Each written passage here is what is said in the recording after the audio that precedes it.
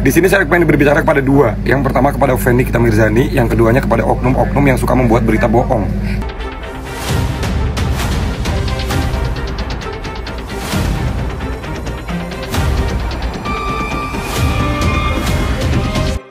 Nama Nikita Mirzani emang selalu bikin rame ya Sobat Cendol, tapi di sidang online pada tanggal 4 September kemarin itu bukan cuma Nikita dan Mail yang jadi sorotan, ada drama lain. Saksi dari PPATK yang nggak hadir-hadir juga. Jadi secara garis besar, Jaksa Penuntut Umum meminta Majelis Hakim untuk membuat surat panggilan khusus ya. Hakimnya malah nanya sudah dipanggil secara patut apa belum. Jaksa jawab sudah, tapi saksi lagi dinas ke luar negeri. Hakim langsung santai bilang baca KUHAP. Nah, Sobat Cendol, mari kita belajar bareng yuk. Jadi dalam KUHAP, saksi ahli termasuk orang PPATK yang biasanya ya memberikan analisis transaksi keuangan. Itu bukan saksi biasa ya, seperti saksi fakta. Jadi saksi ahli sifatnya memberi pendapat profesional dan hukum acara pidana tidak bisa memaksa mereka hadir seperti saksi fakta. Jadi kemarin itu Majelis Hakim udah benar ya ketika mengingatkan Jaksa Penuntut Umum ya. Jadi pemanggilan ahli itu harus sesuai mekanisme.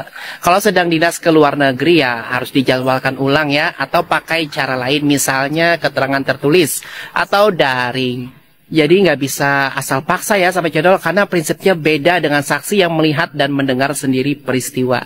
Tapi humornya di sini nih, jaksanya sudah ngegas minta panggilan paksa, hakimnya malah santai bilang baca KUHAP dulu. Nah, jadi Sobat Cendol, sidang Nikita Mirzani kemarin itu bukan cuma soal sakit atau ditunda ya. Kita juga belajar bahwa hukum acara punya beda perlakuan untuk saksi fakta dan saksi ahli. Ya sama kayak gunung di belakang lagi deh. Kelihatan tenang tapi kadang-kadang ada angin yang kencang. Jadi kalau kita tahu aturan mainnya, kita nggak bakal tenggelam di arus gosip, kita nggak bakal terbawa arus angin yang kencang. Yang penting tetap kritis, tetap edukatif, dan jangan lupa baca KUHAP dulu sebelum ngegas. Guys, sidang Nikita yang hari Kamis kemarin itu membuat gue itu sebenarnya sedikit kecewa gitu ya sama JPU ya kan.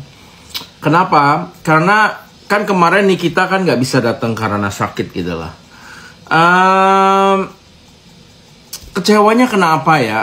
Sekarang gini ya, Nikita itu kan belum diputus ya. Artinya secara hukum praduga tak bersalah selalu ada kan. Nah, pertanyaan gini, kan Nikita sakit tuh, sakit gigi ya kalau nggak salah ya. Nah, itu sakit gigi itu memang sakit banget guys, ya kan? Aku juga pernah sakit gigi kan. Pasti kalian pernah ngerasain kan? Panas dingin, sakit, pusing, ya kan? Apalagi kalau ada pembengkakan ya atau infeksi di gigi, itu kan sakitnya tuh nggak karu-karuan gitu loh. Sebenarnya gini ya, yang gue merasa kecewa adalah kenapa JPU nggak punya empati gitu kan? Nggak punya empatinya gini, nggak mungkin seorang JPU tidak tahu keadaan kesehatan daripada si terdakwa itu sendiri. Oke. Kemudian yang anehnya lagi, kalau memang Nikita Mirzani itu sakit, masa iya dari pihak rutan tidak mengadukan kepada JPU? Kan simpel aja, logika aja gitu, logika. Gak mungkin seorang tahanan yang belum diputus itu masih ada duty care-nya, kan masih ada mereka gitu loh. Jadi sebagai orang yang belum diputus oleh hakim, dia masih dianggap tidak bersalah loh. Nah, masih seperti orang biasa padahal kan, walaupun itu sudah menjadi tersangka atau terdakwa ya. Nah, yang menjadi sekarang pertanyaan besar, ada apa ini gitu loh. Apakah memang ini ada titipan supaya menyiksa, I don't know ya, kita nggak tahu. Kita semua, everything can happen ya. Apakah ini memang sengaja untuk membuat Nikita itu menjadi pesakitan gitu kan? Dan sangat aneh, menurutku tuh aneh banget. Dan masa iya seorang JPU itu ketika mau menghadirkan terdakwa, masa sehari sebelumnya atau 2 hari sebelumnya tidak mengadakan koordinasi dengan rutan? Itu kan nggak mungkin. Makanya hakim itu agak sedikit bertanya gitu loh, tahu apa enggak gitu loh. Sekalipun surat itu tidak datang, kalau terdakwa merasa sakit, ya kan, dan memang surat itu sebenarnya sudah ada gitu loh. Kalau sekarang dia si JPU itu menelpon ke rutan, kemudian menanyakan, oh iya Nikita lagi sakit, ada suratnya nggak? Ya ada. Mestinya kan dengan cekatan dia akan membatalkan atau bagaimana kayak gitu loh, atau mengirim Nikita ke rumah sakit ataupun dokter gigi yang peralatannya lebih baik gitu loh. Dan saya percaya kok Nikita mampu untuk membayar itu semuanya gitu loh. Kenapa mesti harus dipersulit gitu lah kan? Tapi well, kita nggak tahu ya. Aku nggak tahu ada apa dengan kondisi kondisi yang sebenar-benarnya, ada apa dengan Nikita di dalam sana, kan kita nggak pernah tahu, dan saya nggak tahu.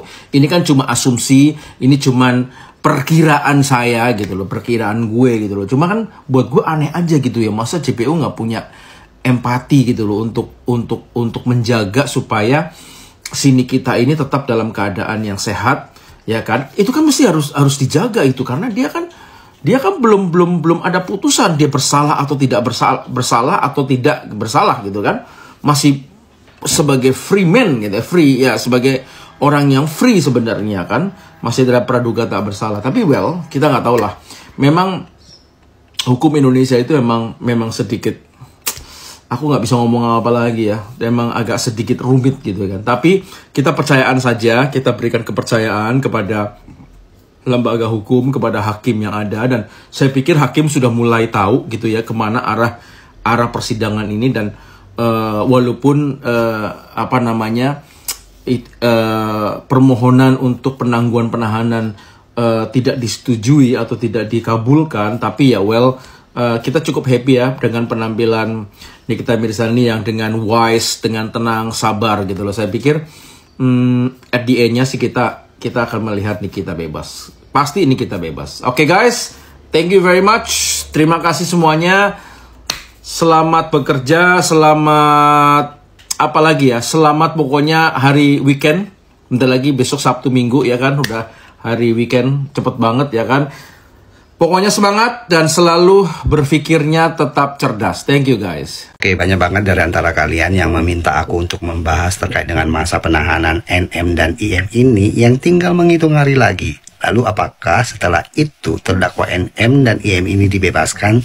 Yuk kita bahas. Nah, terkait dengan masa penahanan seorang terdakwa, itu artinya kita berbicara tentang Kitab Undang-Undang Hukum Acara Pidana. Nah, di dalam Undang-Undang Nomor 8 Tahun 1981, Kitab Undang-Undang Hukum Acara Pidana, di pasal yang ke-26 itu sudah dijelaskan dan diatur bahwa hakim pengadilan negeri diberikan kewenangan untuk menahan seorang terdakwa dengan masa penahanan 30 hari pertama. Nah, lalu jika di dalam waktu 30 hari ini pemeriksaan terhadap terdakwa ini masih juga belum selesai, akan diperpanjang selama 60 hari.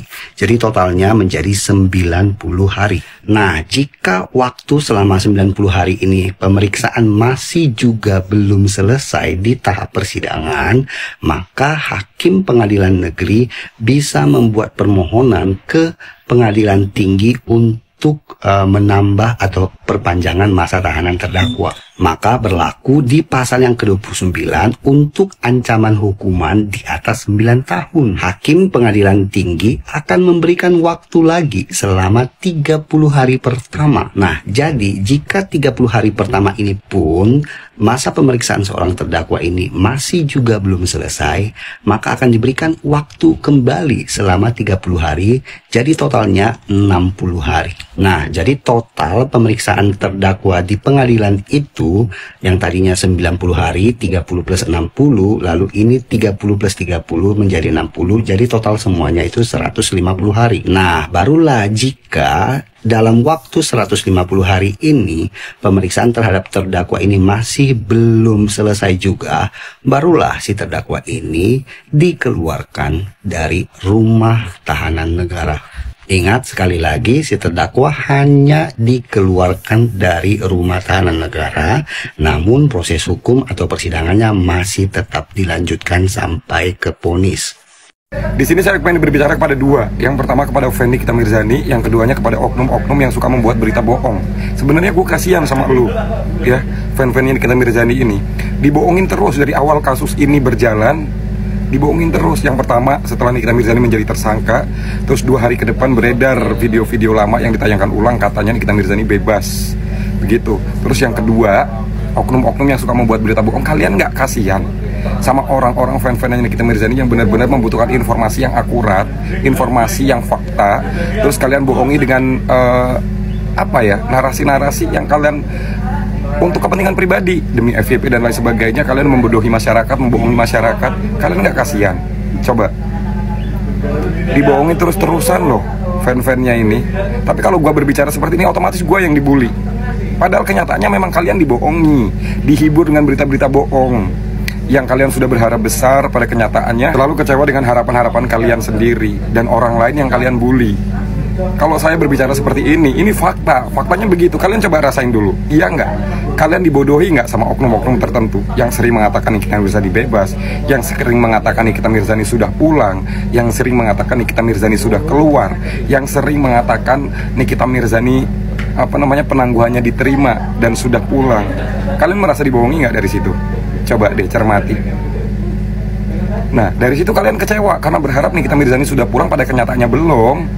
Orang-orang yang speak up yang seperti ini, ya, yang berbicara fakta, itu yang kalian bully, yang kalian serang. Coba deh berpikir positif. Bener nggak yang gue katakan, yang gue omongin? Kalau kalian mau marah, harusnya kepada oknum-oknum yang suka membuat berita bohong. Tuh, kalian marah ke situ. Kalian tanyakan, mana yang katanya penangguhannya kemarin diterima sudah A1, mana buktinya gitu. Jangan terus-terusan bodohi